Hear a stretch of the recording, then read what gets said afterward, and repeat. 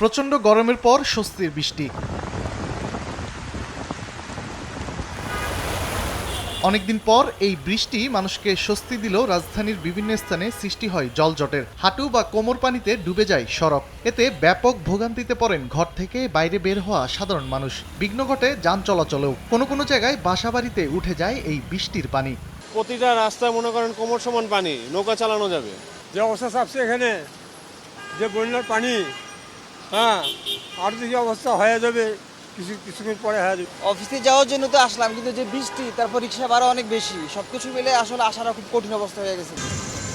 ঘণ্টাব্যাপী হওয়া বৃষ্টিতে ধানমন্ডি, মিরপুর, নয়াপল্টন, উত্তরা ও পুরান ঢাকার বিভিন্ন অলিগলিতেও দেখা দিয়েছে জলাবদ্ধতা। অল্পতেই তলিয়ে যাওয়া রাজধানীবাসী এই জলাবদ্ধতাকে দেখছেন নিয়তি হিসেবেই।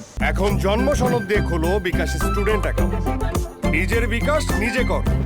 সবখানে জলাবদ্ধতা, একদম অপরিকল্পিত অব্যবস্থাপনার ফসল আমরা ভোগ করছি। রিক্সাও আসতে যাচ্ছে না, ভাড়া বেশি নিচ্ছে, এর জন্য আর কি আর হেঁটে হেঁটে যাচ্ছে। সমাধানের চিন্তা করে যদি দেখা হয় তাহলে অবশ্যই ঠিক হয়ে যাবে। আর যদি এগুলো যদি ঠিক না করে যদি এরকমই রেখে দেওয়া হয় তাহলে এগুলো এরকমই চলতে থাকবে।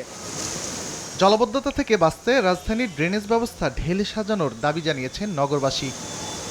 তানভীর হাসান মেঘ, সময় সংবাদ, ঢাকা।